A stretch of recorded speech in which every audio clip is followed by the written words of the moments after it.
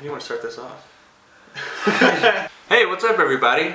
I'm Carmel Johnson. This is my co-host, Jared Queen, at least sort of co-host. Anyways, and we're here to talk about Star Trek Beyond. We're going to be doing a caramel-flavored review of Star Trek Beyond.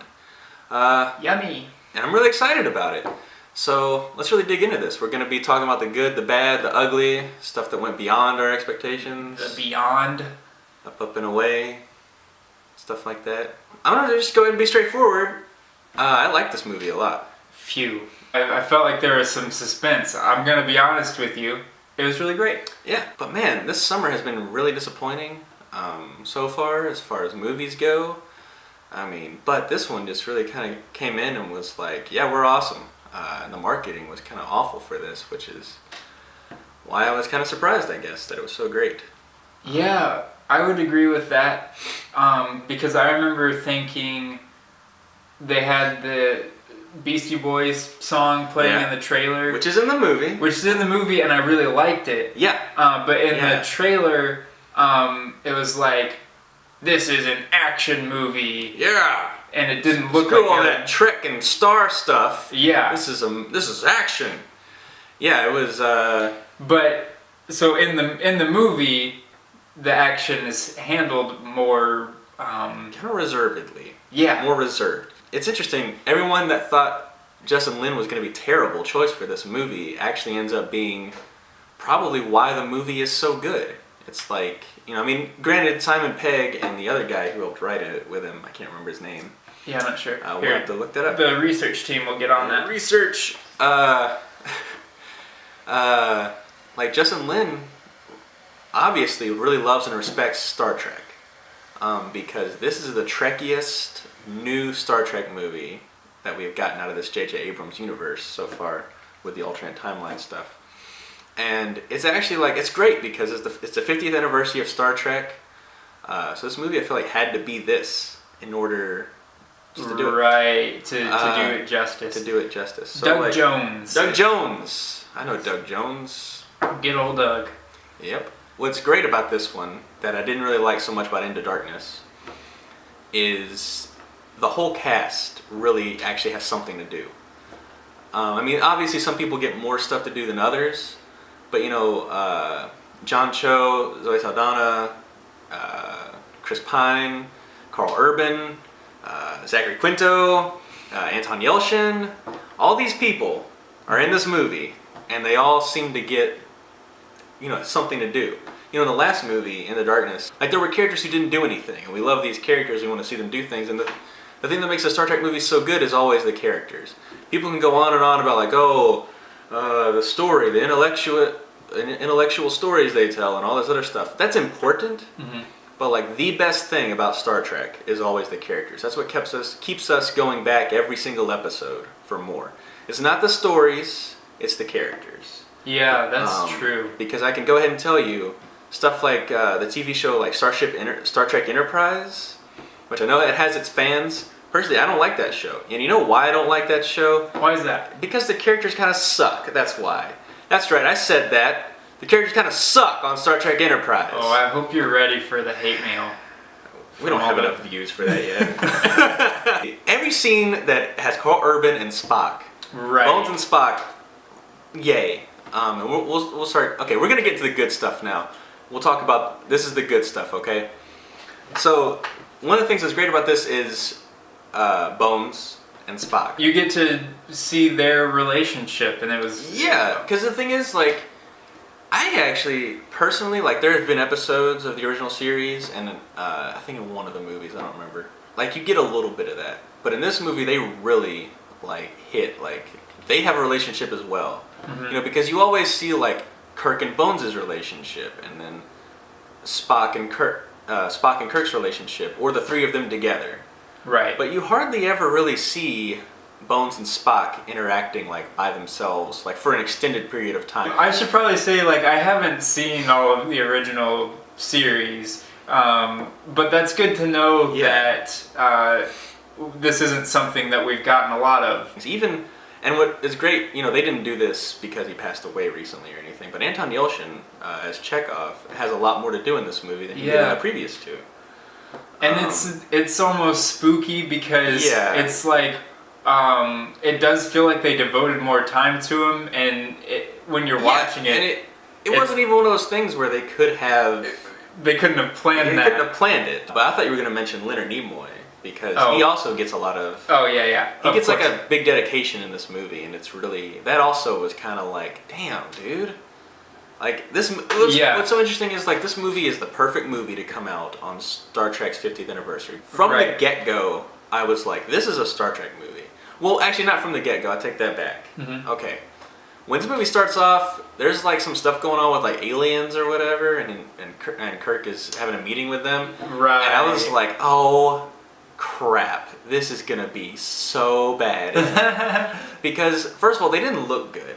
Yeah, they're cartoony. Yeah, they didn't look good, and they're yelling, and then like I was like, oh, son of a gun, man. And then something happens. It kind of turns into an homage to the original series. It's kind of awesome because I love it because after that scene happens, he comes on the ship and he's like, I ripped my shirt again. Right, yeah. That's great. Yeah, and then you have the little aliens running around. Yeah. And it feels like a Trouble with Tribbles kind of lighthearted moment. Yeah. And actually what's even cooler about that is like that scene is, like every single scene in this movie is important. Not a single scene. There's no filler in this movie at all. Yeah, and I think that's something that's like a Simon Pegg-ism. Yeah. This fly. Fuck you, fly. Anyways, we'll just continue. My apartment is so gross. The next good thing about this movie is the villain. Mm-hmm. His plot, when you hear it, you're like, holy crap, this is weirdly relevant to what's going on in the world today because... It just is. You just have to see the movie. Yeah, you can leave it at that. I mean, he's just a good villain, I think. And the thing that's great about him is each scene, as the movie progresses, they don't just go ahead and blow their load. You know, they don't just go ahead and go like, here's our villain, here's what he's up to, here's what's going on, here's this, and this. They do it sporadically throughout the film. But that being said, his entrance is super cool. Oh yeah, his entrance is badass. Yeah. I guess we can say he boards this ship and drops down from the ceiling. Yeah, they show in the trailers. He has this pod thing that like hits into the Enterprise, and it opens, and he just goes, "Foomp!" And hello, I'm the coolest guy ever. I'm the coolest, most bad A villain ever. And the things he does with his voice is awesome. I know a lot of it was added in post, like the way he sounds is added in post, but like the way he speaks. Yeah. Like, man, he's intimidating. He's like, I challenge you to a dance-off. I challenge you to a dance-off. Hands off. He does not say that in this movie. Just make Idris Elba the bad guy in every movie because he did Shere Khan recently. Yeah. And he was awesome. And the way he talks in this movie especially is cool because like the way he speaks, because you can tell this dude's been alone for a while and he doesn't normally speak to people. Because the way he speaks is he's speaking as if like he knows how to speak, but because he hasn't done it in such a long time, it's like this awkward speech. Yeah. Like his first line is Zoe Saldana, I think, or whatever. She's like, "Oh, the captain, he's gonna come and save us," and he's like, "I am counting on it." And that's a good point. Yes, this is good. Like they did so much good character work. That's true. I didn't really think about that. Yeah. He has an odd way of speaking, but because he's been isolated. Right. So long. That's clear to me that Justin Lin is a huge fan of the original series. He's a huge fan of just Star Trek in general. And the thing is, like me, I'm kind of a bandwagoner fan. Yeah. I got on when that 2009 movie came out, and I've watched all the episodes, including Enterprise. And I think Star Trek is fantastic. I love Star Trek. Wow, I didn't realize you've watched all of it. Yeah, I've watched all. It took a long time. Wow. It took a long time. And even with me getting in on Star Trek in 2009, even then I'm able to recognize when it's not a Star Trek movie, like with Into Darkness. The thing with Beyond, man, I can't get over just how good it is. The one thing that I will say in this movie, Idris Elba's a villain. There's a big reveal about who he is and all that stuff. When you start to think about that, you're like, well, wait a minute. How is he like this now then? that doesn't really make, what the heck? I don't understand that. They never explain it. Yeah. They never explain how he is the way he is. That's true. We're going to talk about the bad in a little bit. Before we get in the bad, go ahead and say your thing. Yeah, there's a scene that like gave me some goosebumps in how what is this suspenseful the when the ship drops off a cliff. Oh yeah, man, that was awesome stuff. A roller coaster scene, and that's like the scene that makes me have to recommend this movie to people. Yeah. Before we talked about the bad, I totally glossed over this new character who I hope to God is in the sequel.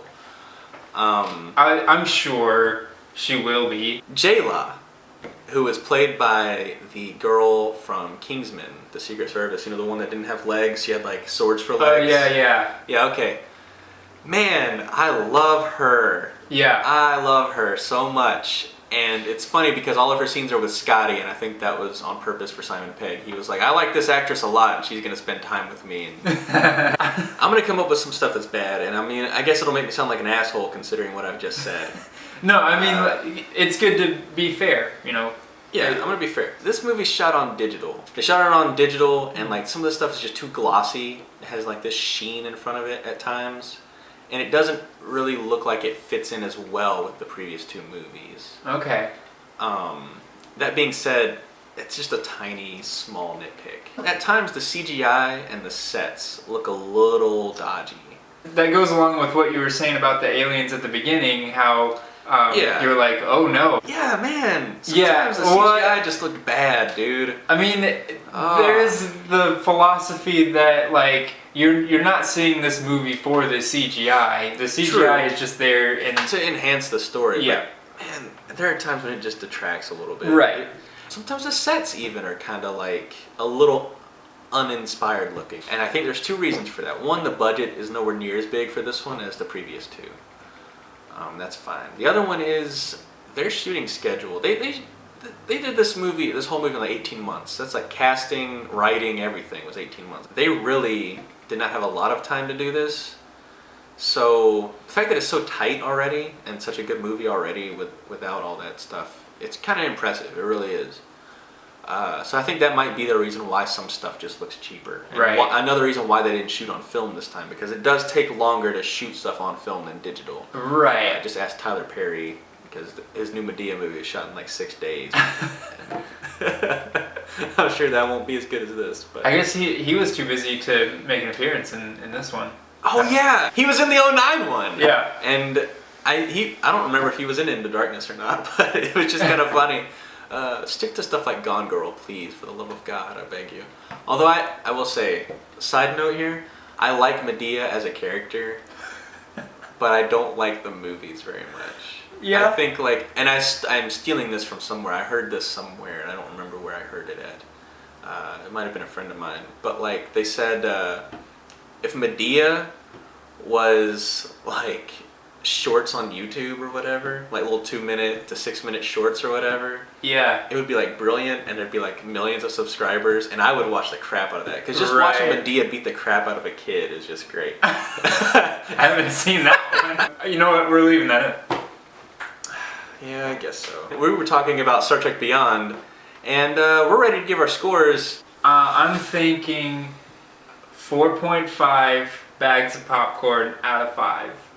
And this time I'm saying it correctly, unlike last episode. Well, it's a bag of caramel popcorn. You're so right. I guess since you're not caramel, it is just regular it's just popcorn. Jared popcorn. Just Jared corn. Good old Jared corn. Just Jared.com. So you give it 4.5? Correct. Okay, why do you give it 4.5? You know, just love it? I love it. It's and I mean, like we're saying, it's hard to come up with things that are bad about it. So the only reservation is that it's just not, it's not my favorite movie of all time. Right, yeah. But it's a pretty full experience, and you know what? I am giving it a 5 bags of caramel popcorn out of 5, and here's why. Even though it's not one of my favorite movies of all time, I feel like you can still give a movie a 5 that deserves it. without it being your favorite. How does this movie compare to Star Trek '09? Man, it's tough. I mean, honestly, I think I enjoyed it more than Star Trek '09. I really do. Yeah. Go see this movie, people. You're going to get your money's worth. It's just a fun, entertaining ride. I mean, heck, go in the IMAX. Hell, if you have a D-Box near you, we don't have a D-Box where we live. I don't know what that is. It's like where it moves around and stuff. Oh, With the okay. movie. Yeah, it's kind of awesome. If you have a D-Box, go in D-Box.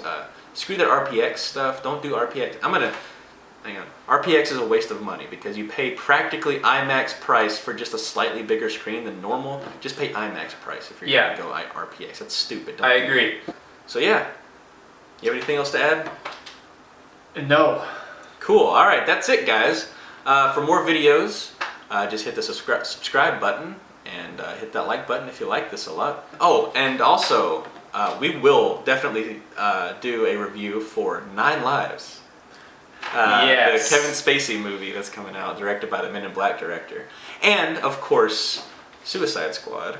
You can tell we're big DC fans. And, A little bit. Screw those Marvel guys, right? No, I'm kidding. Come here for all your reviews. It's going to be a lot of fun.